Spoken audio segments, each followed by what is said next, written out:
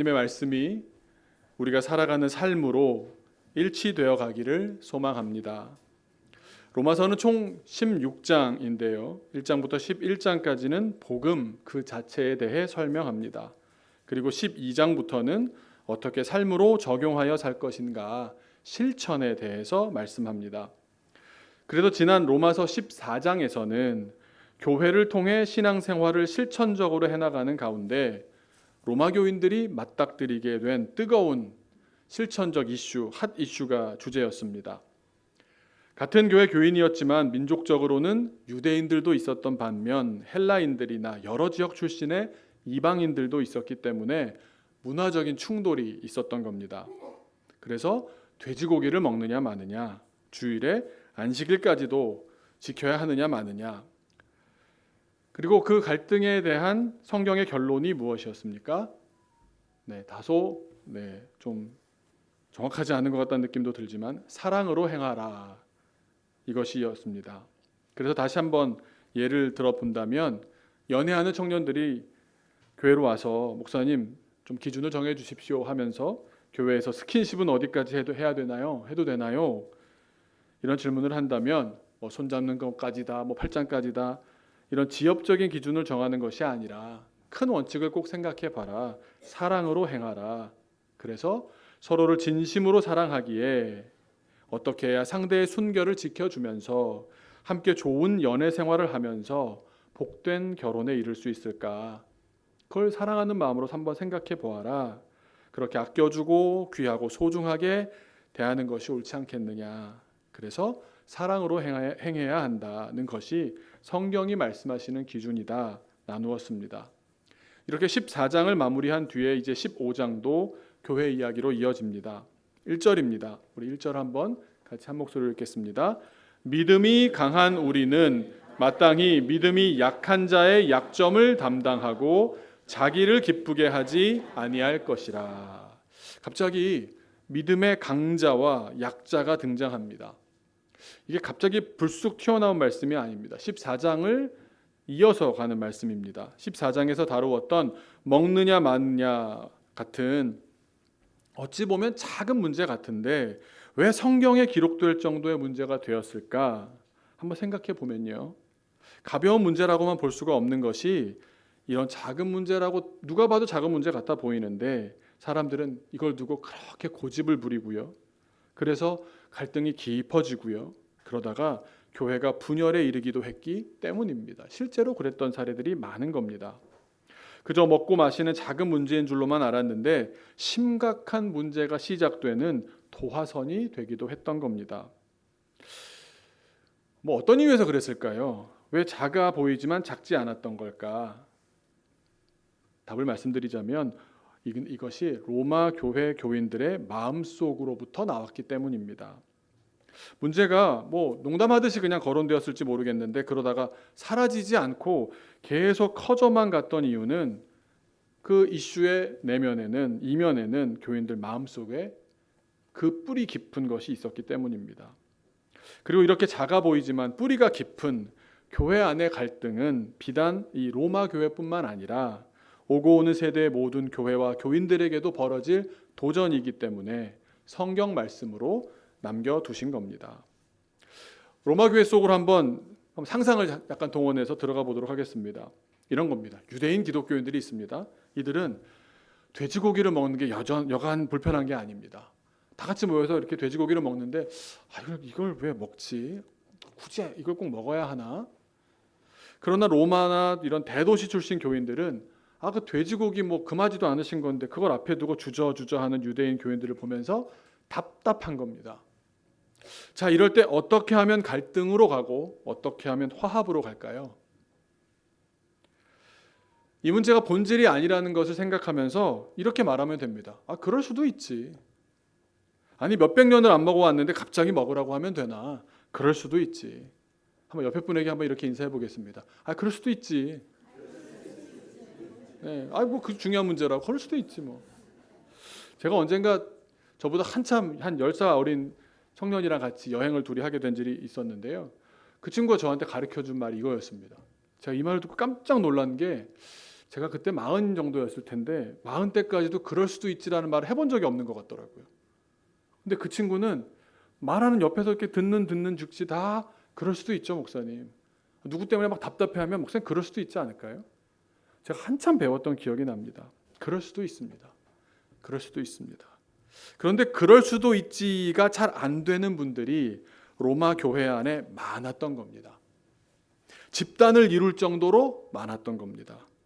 본질적이지도 않은 문제인데 왜 이렇게 넘어가질 못했을까? 말씀을 준비하며 본문을 연구하고 시대에 대한 이야기를 읽다 보니까 그 이유가 어디 있는지를 알게 되었습니다. 먼저 말씀드리자면 바로 그 사람의 혹은 나의 교만이었습니다. 우리는 누구나 자기 신앙에 대해 판단합니다. 자기를 돌아보며 신앙을 점검하니까 누구나 판단해야 하고 그건 자연스러운 일입니다. 그리고 자기 신앙에 대한 판단은 고정되어 있는 것이 아닙니다. 하나님을 더 많이 알아가고 더 깊이 체험하면서 계속 커져가고 혹은 또 자기가 잘못 생각했던 것이 수정되기도 하는 법입니다. 하나님은 무서운 분이신 줄만 알았는데 이번에 알고 보니까 정말 은혜로 가득 찬 분이셨어. 하나님이 일방적이신 줄로만 알았는데 우리 간구를 다 듣고 계셨어. 더 알아가고 더 깨달아갑니다. 그래서 신앙이 성장한다는 말은 하나님을 더 알아간다, 은혜를 더 알아간다는 말이기도 합니다. 그런데 이 성장을 멈춘 분들이 있는 겁니다. 신앙이 굳어버린 분들이 있습니다. 딱딱해집니다. 내 신앙을 돌아보기보다는 그저 해왔던 신앙의 행위들을 반복하면서 자기의 자신감만 다시 한번 재확인하고 그렇게 굳건해집니다. 그러다 자신감이 과해져서 자만심이 되어버리면 나는 옳고 내가 다 해봤기 때문에 나는 절대 틀리지 않기 때문에 나와 다른 이들은 배척하고 아직 문화적인 차이를 극복하지 못하고 있는 이들은 낮춰보게 되는 겁니다. 그래서 오늘 1절 말씀, 제가 사실 1절 말씀 갖고 지금까지 말씀드리는 건데요. 믿음이 강한 우리는 이 표현이 굉장히 중요한 표현입니다. 이 말씀은 정말로 믿음이 강한 우리들이라는 말로 하는 게 아니라 믿음이 강하다고 스스로 생각하는 우리들이라고 자아 비판으로 하는 말씀입니다. 과연 우리가 믿음이 강하다고 스스로 말할 수 있습니까? 어떤 사람이 자기 스스로 내가 믿음이 강하다고 한다면 보통 이런 경우에 무엇을 근거로 그렇게 말하겠습니까? 내 믿음이 강하다. 본인이 확실하다고 느끼는 무언가, 확실한 체험을 했다거나 숫자로 증명되는 확실한 결과, 기적 등을 경험했다거나 하는 그런 데에 근거가 있기 마련입니다. 그래서 유럽을 다녀보면요, 정말 별별 교회가 다 있습니다. 예수님이 지셨던 십자가의 작은 조각이라고, 정말 이쑤시개만한 조각 하나 갖다 놓고는 사람들한테 얘기하는 겁니다. 이 확실한 증거가 있지 않습니까? 여러분, 여기 위에 우리가 교회를 세워야 하지 않습니까? 동방박사의 유해 중에 일부가 여기 있습니다. 확실합니다. 그런데 누구도 그걸 증명할 수가 없습니다. 진짜 그건지 알 수가 없습니다. 그럴 수도 있겠지만 아닐 수도 얼마든지 있는데도 사람들은 확실한 것이 눈에 보이면 흔들립니다. 쾰른 성당도 그렇게 지어지고 우리가 알고 있는 유수의 성당들이 다 그렇게 지어진 것입니다. 그런데 우리가 확실한 은혜, 구체적인 응답을 받으면 좋을 것 같고 그래서 간구하지만 동전의 양면입니다. 너무 좋은데 너무 위험합니다. 합격을 기도했다가 합격증을 손에 쥐면 어떻습니까? 병고침을 기도했는데 완치 판정을 받으면 어떻습니까? 부동산을 기도했는데 매매 계약을 완료하면 어떻습니까? 신앙이 좋아지던가요? 인격이 훌륭해지던가요? 분명 간증이 됩니다. 그런데 간증은 신앙에 너무너무 유익하지만 간증에 매몰되어 버려 신앙이 멈춰지게 되는 계기가 될 수도 있습니다.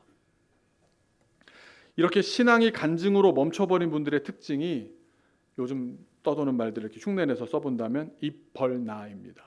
입만 벌리면 나는, 내가, 내가 마치 군대 이야기나 축구 이야기나 아니면 군대에서 축구한 이야기를 하면서 자기 확신에 차서 말하듯이 말하는 겁니다. 한마디로 자아 도취입니다.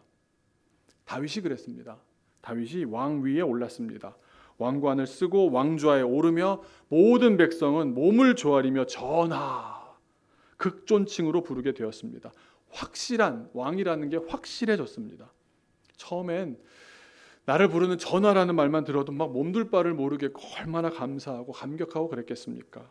그러나 다윗도 인간입니다. 다윗이야말로 정말 목동이었는데 왕이 되었던 입지전적인 인물 아닙니까? 다윗만큼 그 과정이 파란만장했던 그만한 간증을 가진 사람이 또 누가 있겠습니까? 아마 다윗이 간증 집회를 한다고 하면 몇 달을 저녁마다 집회를 해도 정말 이 간증거리, 에피소드가 끊이지 않을 겁니다. 아니 사실 어쩌면 날마다 장관들, 장성들, 비서들 앉혀놓고 자기 영웅담을 늘어놓았을 것 같습니다. 우리가 알고 있는 다윗과 좀 다릅니까? 다윗이 그럴 리가 없죠. 그렇게 생각되십니까? 하지만 그렇게 자아도취했을 것이라고 충분히 예상할 수 있는 것은 다윗이 갑자기 이상한 사람이 된 것처럼 바뀌어버립니다. 속된 말로 맛이 가버린 것 같습니다. 얼마나 기고만장했는지 하나님은 안중에도 없는 사람으로 돌변해버렸습니다. 자기 애에 빠져서 아마 이런 말 하면서 있었을 것 같습니다. 믿음이 강한 우리는 연전연승 절대 패배하지 않을 것이요. 우리는 하나님의 군대요. 누가 맞설 수 있겠소? 나는 골리앗도 무찔렀다는 걸 알고 계시오? 나는 이제껏 모든 전쟁을 이겼소. 내가 기름 부음 받은 사람이라는 걸 알고 계시오? 사무엘 선지자께서 우리 집까지 찾아오셔서 형들도 있는데 굳이 들에 있는 나를 불러서 한참 기다리셨다가는 나만 콕 찍어서 기름 부으셨다고 알고 있어? 나는 입벌나가 되고 말았습니다. 자아도취에 빠졌습니다. 자기 애로 눈이 멀었습니다. 그러다 결국 전장에서 자기를 위해 목숨 걸고 싸우던 충성스러운 부하장수 우리야를 왕의 지위와 권한을 남용해서 사지로 내몰아 죽였지 않습니까? 그렇게 하나님 앞에서 자기 죄를 숨길 수 있다고 믿었지 않습니까? 간증이 화가 됩니다. 간증에 눈이 멀어 하나님을 보지 못하게 되기도 합니다. 오늘 말씀은 스스로 믿음이 강하다고 말하는 자아도취에 빠져버린 사람의 특징이 무엇인지 1절 말씀에서 두 가지로 알려주십니다. 첫 번째는 믿음이 약한 사람의 약점을 담당하지 않는다는 겁니다. 진정으로 믿음이 강한 사람이라면 믿음이 연약한 사람을 보면 그 약점이 보이게 되는데 그 약점을 내가 다가가서 담당하는 겁니다. 내 강점에만 도취되어 있는 게 아니라 남의 약점이 눈에 보이는 겁니다. 우리 인간은 믿음이 없던 사람이 갑자기 믿음이 좋은 사람으로 하루아침에 탈바꿈하지 못하기 때문에 다 모든 사람이 과정 중에 있는 사람들입니다. 그러다 보니까 누군가가 내가 밟아왔던 과정을 지나고 있는 모습을 보면 마음이 갑니다. 어디가 약점인지가 보입니다. 나도 저렇게 연약했는데, 나도 저럴 때 누가 손 내밀어줘서 여기까지 올 수 있었는데, 믿음이 연약한 사람의 약점을 돌보는 사람이 진정 믿음이 강한 사람입니다. 어제 종로 5가에서 결혼식을 마치고 우리 초등학생들은 종묘로 아까 사진에 보신 것처럼 견학을 갔고요. 청소년들은 대학로로 연극을 보러 갔습니다. 좀 걱정되는 친구가 있었습니다. 올해 우리 초등부에서 중고등부로 딱 한 친구가 진급을 했습니다. 누굴까요? 네, 우리가 다 알고 있는 소연입니다. 예식장에서 대학로까지도 좀 걸어야 되는데 소연이가 걸음이 뒤처지지 않습니까? 그런데 저 궁금해서 물어봤더니 한번 사진 보여주겠어요? 네. 교회 오빠가 얼마나 위대한지 보이지 않으십니까? 오빠들이요 그 걸음을 맞춰주더라고요. 평소 같으면 막 뛰면서 막 때리고 막 이러면 막 이렇게 미친 듯이 뛰어갔을 녀석들인데 소연이 한 명 있다고 다 같이 발걸음을 맞춰주는 겁니다. 잡아주고 아마 이나가 심쿵했을 것 같은데. 네. 또 연극 전에 시간이 남아서 노래방도 갔습니다. 소연이가 노래방 오빠 언니들이랑 갔는데 노래를 불렀을까요? 네, 불렀습니다. 뭐 가족 같은데요. 뭐 그래서 저도 모르는 노래인데 그거 불렀다를 찾아봤더니 회전목마라는 노래인데요. 이름만 들어서 옛날 무슨 뭐 트로트 같은 건 줄 알았더니 그게 아니더라고요. 랩과 노래가 섞여 나오는 노래를 선곡한 겁니다. 문제가 뭡니까? 혼자 랩 파트와 노래 파트를 다 하기는 굉장히 어렵거든요. 그랬더니 그 오빠 나오세요? 네. 그 오빠 나오세요? 네. 세진이 오빠가 또 같이 불러줬습니다. 세진이 오빠 나와라. 네, 부끄러워서 네, 저렇게 네. 한번 생각해 보십시오. 소연이 이제 초등학교 다니다가 중학교 아직 한 번도 출석해 본 적이 없지만 초등학생 믿음에서 성숙한 믿음으로 자라나야 할 텐데요. 이제 중학생이 될 소연이를 언니 오빠들이 잘 챙겨주는 장면을 보니까요. 잠깐 뭉클하더라고요. 혹시 한번 이렇게 생각해 보십시오. 작년 연말에 세례 입교를 받았던 세진 인성 선호가 막 야, 내가 유아 세례를 받고 입교까지 받은 믿음이 강한 사람이야. 그러면서 말했다면 얼마나 웃겼겠습니까? 연극도 웃기는 연극이었는데요. 다 이해하지는 못했다는데 얘가 뭐 좋아서 웃은 건지 뭐해서 좋은 건지 잘 모르겠는데 확실한 것은 언니 오빠들과 함께 뭔가를 하는 것이 가슴 벅찼던 것 같습니다. 할머니가 예식장까지 데리고 오셨다가 먼저 이렇게 논다고 하니까 그럼 천천히 오세요 하고서 먼저 가셨는데 사진도 보내드리고 했는데 그러셨습니다. 노래방도 연극도 언니 오빠들이랑 같이 잘했다 이렇게 말씀드렸더니 교회 덕분에 이런 경험도 다 합니다. 얼마나 고마우셨는지 모릅니다. 그 사이에 함께 있었던 것이 좋았던 겁니다. 또 언니 오빠들 볼 때는 소연이가 어떤지도 잘 알고 어떻게 도와야겠다는 약점이 보이니까 다가가서 담당해주는 모습이었습니다. 한번 또 거기서 하나 더 생각해 본다면 그래봤자 중학생 아닙니까? 고등학생이고 그래서 이 학생들이 스스로 지하철을 잘 못하는 친구들도 있고요. 저렇게 멋있는 오빠지만 뭐 이렇게 말하면 이렇게 말을 정확히 알아듣는 친구들이 생각보다 많지 않습니다. 분명히 목사님이 이렇게 얘기했는데 다른 생각하고 있고 뭐 이런 친구들이 많아서 그 장순민 전도사가 소연이를 비롯해서 모든 학생들을 별내까지 또 집까지 다시 또 교회까지 그 막히는 어제 토요일 오후에 다 태워주고 다시 교회로 주일 준비하러 왔습니다. 만약에 장 전도사님이 야 내가 신학교를 7년이나 다녔고 목회가 20년이고 믿음이 얼마나 강한 사람인 줄 알아? 너희들 좀 내가 하란 대로 좀 해 이랬다면 얼마나 또 웃겼겠습니까? 몸도 마음도 연약한 막내의 약점이 보였을 때 그 오빠 언니들이 돕고요. 또 그 막내들을 챙겨주는 아직은 연약한 학생들의 약점을 또 장 전사님은 보이시니까 그걸 보고서는 돕는 모습에 이게 교회구나 그런 생각이 들지 않습니까? 정말 믿음이 강한 사람이라면 누구한테 이래라 저래라 하는 게 아니라 연약한 사람들에게 눈이 가는 사람이 믿음이 강한 사람인 줄로 믿습니다. 두 번째로 자기 믿음이 강하다고 말하는 자아도취에 빠져버린 사람의 특징은 지향점이 어떠냐? 자기를 기쁘게 하려고 한다는 겁니다. 믿음이 강한 사람은 진정한 믿음이 강한 사람은 자기애가 강한 사람이 아닙니다. 자기애가 강해서 자기에게 스스로 반한 사람들은 언어에서도 드러납니다. 입만 벌리면 나 할 뿐만 아니라 다른 사람들은 상대적으로 또 깎아내립니다. 설교를 준비하는 가운데 이 부분을 준비하다가 예전에 읽었던 대화를 많이 연구하신 한 분의 정신과 의사 선생님의 책이 떠올랐습니다. 그땐 이렇게 표현했습니다. 충조평판하지 말라고. 혹시 들어보셨습니까?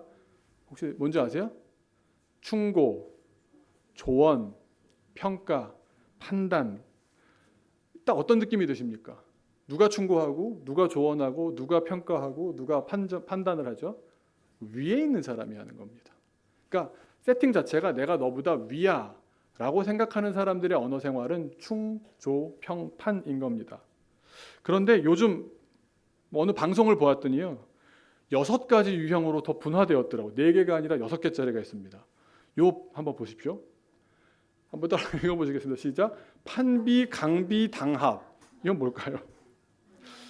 네, 제가 한번 사례를 들어서 실감나게 해볼 테니까 다만 바라는 건 이 목사 저런 사람 아니야 이렇게 오해만 안 하시면 좋겠습니다. 한번 실감나게 한번 해보겠습니다.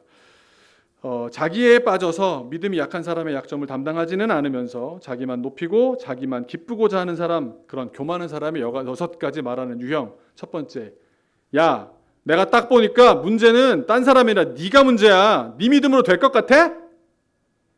판단입니다. 네. 놀라셨는데 지금 네. 평소에 이런 말 하는 사람으로 보지 마시라고요. 네. 두 번째는 판단이 이제 그런 말이 나오는 겁니다. 내가 위에 있는 사람이고 뭐 경상도 말로 그러죠. 알로 본다 그런 말 있죠. 내려다 보는 겁니다. 두 번째, 넌 도대체 신앙생활을 어디서 배운 거니? 그걸 신앙생활이라고 하니? 비 뭘까요? 비난입니다. 비판만 해도 건설적이죠. 네, 비난입니다. 또 세 번째는 이런 겁니다. 똑바로 좀 해라. 내가 말했잖아. 내 말대로 하라니까. 너 아주 내가 그냥 안 둬 진짜. 하라고 좀. 네. 네. 네, 강요. 계속 저만 무슨 잘못되고 있는 것 같은 느낌이 살짝 드는데 네 번째는 이런 겁니다. 야, 네 친구들 다 교회 잘 다니잖아. 왜 너만 그래? 엄마가 네 나이 때 내가 산에 올라가서 기도를 얼마나 했는지 알아? 비교. 네. 그리고 다섯 번째는 요 좀 어려울 것 같습니다. 교회를 그 정도 다녔으면 네가 이러는 건 아니지 않니? 야, 니네 부모님이 목사님이시라면 네가 이런 모습은 좀 아니지 않아? 야, 니네 형님이 선교사시라면서 네가 지금 이렇게 신앙생활하는 게 맞아? 이거 기본 아니냐? 뭘까요? 당연시합니다. 마지막은 제일 기분 나쁩니다. 왜냐하면 당하고 있는데 당한 것 같지가 않기도 하고 되게 애매하거든요. 그래서 더 기분 나쁜데요. 이런 겁니다. 기분 나빠하지 마. 다 널 위해서 하는 말이야. 합리화. 판비, 강비, 당합. 다른 사람을 판단하고 비난하고 강요하고 비교하고 당연시하고 합리화하면서 결국은 어떻게 됩니까? 형제 자매를, 믿음 안의 형제 자매를, 사랑해야 할 형제 자매를 깔아뭉갰으로써 자기의 우월함을 확인하면서 자기 우월감을 공고하게 지켜서는 자기 만족, 자기 기쁨을 유지하려는 겁니다. 결과적으로 자기를 기쁘게 하기 위해서 믿음이 약한 이들과 그들의 약점을 이용해 먹는 형국입니다. 그러니까 로마 교회뿐만 아니라 모든 교회들은 자기를 높이려는 사람들로 인해서 문제가 생겨날 것을 하나님은 미리 아셨기 때문에 로마 교회를 통해서 우리에게 미리 말씀해 주시는 겁니다. 작은 일로 교회 안에서 누군가 누군가에 대해서 판비, 강비, 당합한다면 이건 단순히 먹느냐 마느냐의 문제가 아니라 그렇게 말하는 사람의 자기애가, 교만이 시작됐다라는 겁니다. 그러니 우리는 자기 기쁨을 누리기 위해서 남을 깎아내어서는 안 되겠습니다. 그러라고 부르신 받은 우리들이 아니지 않습니까? 그래서 2절입니다. 2절 한번 같이 읽어보시면 시작. 우리 각 사람이 이웃을 기쁘게 하고 하되 선을 이루고 덕을 세우도록 할지니라. 우리는 서로를 기쁘게 하도록 부름받은 줄로 믿습니다. 나로 인해 당신이 기쁘고 당신으로 인해 내가 기쁘고 어른들이 있어서 자녀들이 기쁘고 자녀들이 있어서 어른들이 기쁘지 않습니까? 그리고 감히 말씀드리건대 중심교회가 있어서 강남연동교회도 기쁘지 않습니까? 네. 시나리오대로 돼서 감사합니다. 강남연동교회가 있어서 중심교회가 기쁘지 않습니까? 좀 작았어요. 이러면 안 되는데. 네. 그렇듯 이렇게 남을 기쁘게 하는 삶의 표본이 누구십니까? 예수님이십니다. 사실 예수님이야말로 한번 생각해 보십시오. 하나님의 아들이지 않습니까? 그러니까 우리 인간들을 보시면 우리를 딱 스캔하신다고 할 때 어떤 기분이 드시겠습니까? 저 죄덩어리 저 새끼들 막 이런 생각 하실만 하잖아요. 그러니까 저니까 이렇게 예수님이라고 빙의했을 때 이렇게 되는데 예수님은 그러시는 분이 아니셨습니다. 만일 우리 인간들을 보시면서 이렇게 스캔하시면서 우리 죄 목록을 딱 보신 다음에 저거 오늘 정죄를 몇 날 며칠 해도 안 끝나겠네 하면서 죄를 막 해도 할 말 없잖아요. 우리가 그렇게 하신다고 해도 할 말이 없잖아요. 그런데 어떻게 하셨습니까? 3절을 한번 보십시오. 같이 읽겠습니다. 시작. 그리스도께서도 자기를 기쁘게 하지 아니하셨나니 기록된 바 주를 비방하는 자들의 비방이 내게 미쳤나이다. 이게 무슨 말입니까? 하나님의 아들이 이 땅에 오셔서 사람들을 보시면 큰 죄 작은 죄 모든 죄가 다 보이셨을 텐데 예수님이 우리를 충조 평판하시고 판비 강비 당합하시면서 정죄하셔도 우리가 뭐라고 할 말이 없을 텐데도 예수님은 어떻게 사셨습니까? 우리 인간하고 똑같아지셨다는 겁니다. 이게 그냥 계속 위에 계셨다는 말하고 차이가 큰 겁니다. 우리와 하나가 되셔서 사람들이 죄인들과 세리들과 창녀들을 비방했을 때 예수님은 그들과 함께 죄인들과 세리와 창녀들과 함께 먹고 마시면서 그들이 받는 비방을 같이 받으셨다는 말입니다. 삶의 자리가 높은 데 있지 않았습니다. 삶의 자리가 죄인의 자리에 있었던 겁니다. 그래서 예수님 별명이 뭡니까? 세리와 죄인의 친구, 포도주와 먹기를 탐하는 자, 엄청 먹는 거 좋아하고 그런 사람처럼 보이지 않습니까? 이렇게 말씀드리면 또 불편하신 분들이 있습니다. 아니, 예수님은 죄의 문제 때문에 오셨으니까 죄인들에게 죄를 알려주시러 오신 것 아닙니까? 죄인들의 죄를 고발하러 오신 것 아닙니까? 맞는데 아닙니다.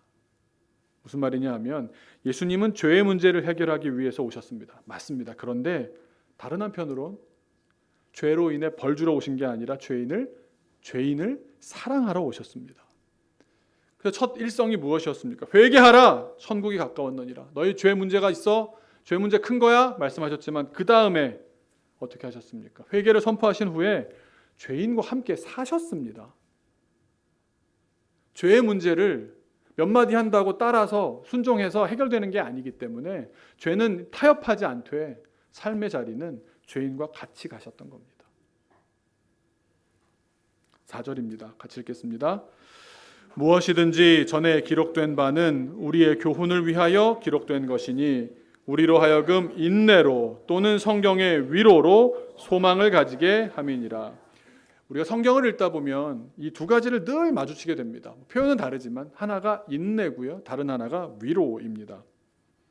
인내, 신앙생활 핵심 중의 핵심이 바로 오래 참음, 인내입니다. 우리가 신앙생활에 실패하는 이유는 우리가 인내하지 못하기 때문인 경우가 대부분입니다. 인내하는 상황이라면 어떤 식으로 받아들이십니까? 인내하고 있다라고 하면 응답이 안 왔다 생각하는 그런 타이밍 아니겠습니까? 그래서 인내하는 상황이라면 응답이 없다고 생각하기 쉽습니다. 그런데 잘 뜯어보시고 한번 돌아보시면 응답이 없는 것이 아닙니다. 내가 인내하는 가운데 하나님을 더 찾고 내게 벌어진 일들을 통해 하나님은 어떤 분이시기에 이렇게 하시는지, 하나님의 뜻은 과연 어디에 있는지 더 궁리하게 되지 않습니까? 그러는 가운데 하나님의 손으로 나를 다시 빚으시는 겁니다. 응답이 천천히 오는 게 유익합니다. 제가 개인적으로 이제 알게 된 내려놓음이라는 책을 쓰신 이용규 박사님이 있으시잖아요. 그분이 하버드를 졸업하고 뭐 여차여차해서 몽골에 가서 처음으로 대학을 세우셨습니다. 근데 뭐 너무 힘들었고 어려웠지만 하여튼 했고, 또 사모님은 거기서 영양학을 해서 뭘 하셨냐면 몽골의 사람들이 너무 평균 수명이 낮은 겁니다. 일찍 죽는 거예요. 왜냐하면 너무 야채를 안 먹고요, 하루에 한 끼만 먹고요, 고기만 왕창 먹고 이러니까 나중에 성인 질병도 있고 뭐 그래서 식습관이 중요하다. 그래서 그런 NGO 단체를 세워가지고 사모님은 사모님대로 뭐 2년인가 3년인가 그만했답니다.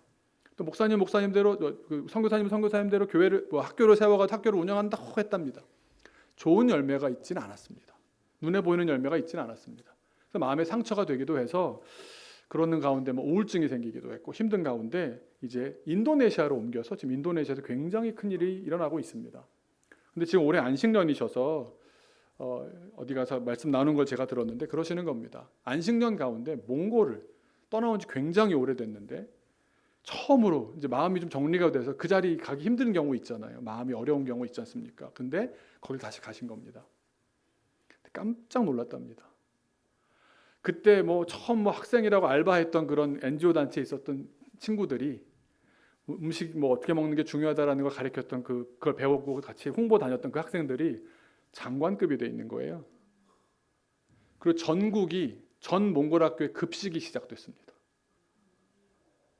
제일 은혜 받은 게 뭐였냐면 아이들이 셋이나 있는 집이고 저도 그 아이들 셋을 다 만나봤는데 그 아이가 나이 차이가 많이 나거든요. 막내는 정말 애기였고요. 그러니까 집에 와서 일을 좀 도와줄 사람이 있으면 좋겠다 싶었는데 마침 아주 시골에 있는 분이 우리 교회 어떤 자매가 이제 예수 믿었는데 울란바토르에 와가지고 공부도 하고 싶어 하는데 좀 그렇게 집에 가정교사로 있으면서 공부할 기회를 얻었으면 좋겠습니다. 그래서 그러면 그렇게 하시자고.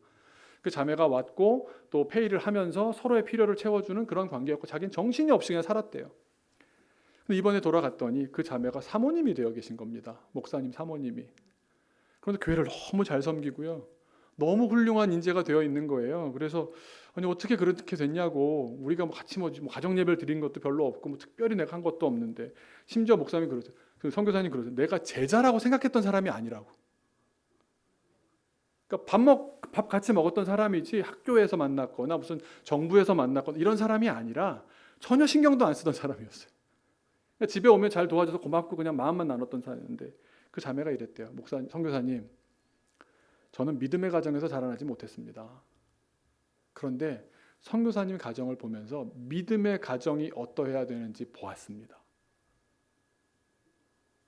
지금도 제가 사모로서 어떻게 해야 되나, 목회자로서 어떻게 해야 되나 고민할 때마다 그 집 그때를 떠올립니다. 그게 저의 믿음의 기준이 되었습니다. 응답이 바로 안 왔거든요. 응답이 오히려 없다고 할 정도로. 그런데 그 과정 가운데 하나님은 하나님의 일을 하셨고요. 선교사님은 지금 인도네시아에서도 생각해 보십시오. 무슬림 국가에서 기독교 학교를 세우셨거든요. 말도 안 되는 일을 하고 계세요. 제가 지난번에 가서 만나 뵈었는데도 계속 누워서 침 맞고 계시더라고요. 누워 계시면서 대화하고. 사모님도 애들 키우느라고 정신 없으시고. 그런데 하나님이 원하시는 게 뭐겠습니까? 그 믿음의 길을 꾸준히 하나님의 때를 믿으면서 가는 겁니다. 하나님의 뜻이 어디 있는지 궁리하며 가는 그 과정 자체가 은혜인 줄로 믿습니다. 그 가운데 하나님께서 그 인내할 수 있을 때 우리를 빚으시는 줄로 믿습니다. 그래서 이렇게 말씀하시는 겁니다. 인내를 왜 했는지 모르고 지나간 인내였는데 돌아가 보니 위로가 되다라는 겁니다. 성경을 읽다 보면요, 인내의 이야기고요, 위로의 이야기입니다. 우리가 인내 다 할 수 있는 사람이 안 된다는 걸 주님도 아시거든요. 그러니까 위로해 주시는 겁니다. 순간순간 그때 그래도 어제도 결혼식 갔더니 애들이 다 큰 거예요. 뭐 180 밑에는 우리 교회에서 남자 학생들은 지금 이름을 못 내밀고 있어요. 지금 쭉쭉 컸습니다. 정말 너무너무 커가지고요. 네, 하나님께서 빚으시고 하나님께서 키우십니다. 우리는 우리가 해야 할 때 이 할 일을 믿음으로 잘 감당해야 되는 줄로 믿습니다. 그럼 또 그게 위로가 됩니다. 아유, 맞아, 하나님이 하시지. 그때 나를 이렇게 사용하셨네. 얼마나 위로가 됩니까? 함께 할 수 있었던 게 정말 은혜였습니다. 우리 5절 같이 또 읽겠습니다. 핵심을 이어가는데요. 우리 한번 인내와 위로를 생각하시면서 같이 읽겠습니다. 시작. 이제 인내와 위로의 하나님이 너희로 그리스도 예수를 본받아 서로 뜻이 같게 하여 주사. 믿음의 길에서 우리는 항상 인내와 위로를 동시에 경험합니다. 인내만 주시는 것이 아니라, 인내가 뭐 극한에 치달았을 때는 또 위로를 주시고요. 또 위로만 주시는 것이 아니라 인내할 일을 주셔서 우리를 새롭게 빚으시기도 합니다. 우리가 아까 말씀드린 대로 남을 기쁘게 하는, 이웃을 기쁘게 하는 삶을 살려고 하면 여러분 그냥 됩니까? 인내할 수밖에 없습니다. 아, 남의 자식인데 내가 왜 마음에 역한 게 올라오잖아요. 안 그렇습니까? 이럴 때 대답 안 해주시면 저만 나쁜 사람 되는데, 인내해야 합니다. 인내하는 겁니다. 그렇죠. 하지만 예수님께 우리를 얼마나 사랑하시는지 인내하는 가운데 깨닫게 되기도 하지 않습니까? 그러다 보면 내게 주시는 위로가 참 큰 겁니다. 인내도 많이 해야 하지만 위로도 많이 누리게 되어 있습니다. 인내하고 위로받으며 믿음의 길 가다 보면 예수님을 본받고 예수님과 뜻도 같아지는 일치가 되어 간다는 말씀입니다. 그뿐이 아닙니다. 우리 6절 한 단계 더 나아가는데요. 같이 읽겠습니다. 시작. 한 마음과 한 입으로 하나님 곧 우리 주 예수 그리스도의 아버지께 영광을 돌리게 하려 하노라. 그렇게 하나가 되면 마음과 입술을 하나로 한다. 무슨 뜻일까요? 마음과 입술을 하나로 한다? 같이 예배한다는 뜻입니다.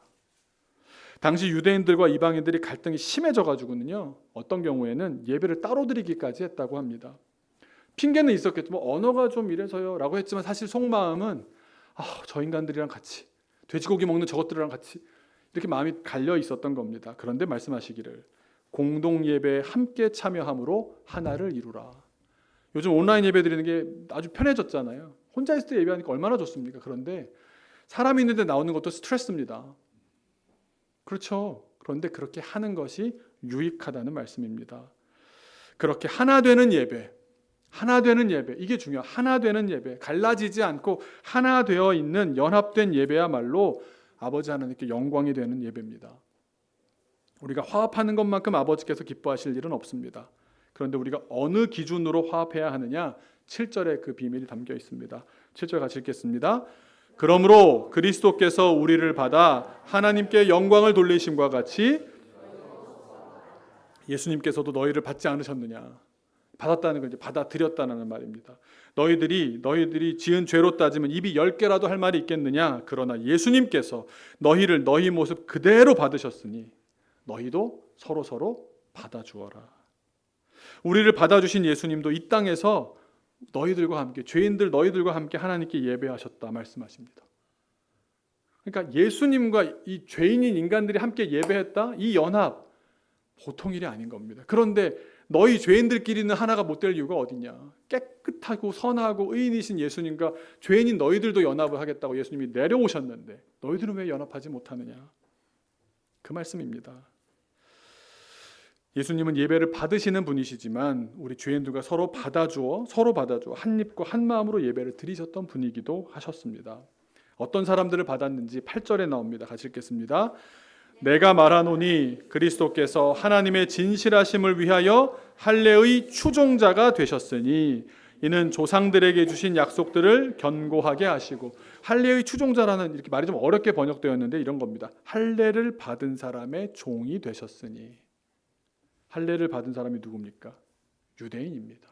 유대인들의 종이 되셨다. 유대인들을 섬기시고 유대인들을 받으셨다는 겁니다. 예수님은 유대인하고도 일치하셨어. 유대인하고도 연합하셨어. 유대인하고도 화평하셨어. 구절은 그럼 뭐가 나오겠습니까? 네, 상반적 기록된 바그 앞에까지만 읽어보면요, 이방인들도 그 긍휼하심으로 말미암아 하나님께 영광을 돌리게 하려 하심이라. 헬라 원문을 살려 읽자면 이렇습니다. 이방인들을 위해서도 종이 되셨다. 그러니까 뭡니까? 유대인이든 이방인이든 가리지 않으시고 모두를 받으시기 위해서 그들 모두의 종이 되어주셨다는 말씀입니다. 이게 예수님께서 자기를 기쁘게 하시려고 하는 건 아니지 않겠습니까? 우리를 기쁘게 하시려고, 우리가 산 소망이 있게 하시려고 그러셨던 겁니다. 예수님은 어떤 면에선 선하신 분이기 때문에 우리 인간들을 싸잡아서 정죄하면서 판단, 비난, 강요, 비교, 당연시, 합리화하면서 깎아내림으로 우월하시게, 나는 우월하다 하셔도 할 말 없을 겁니다.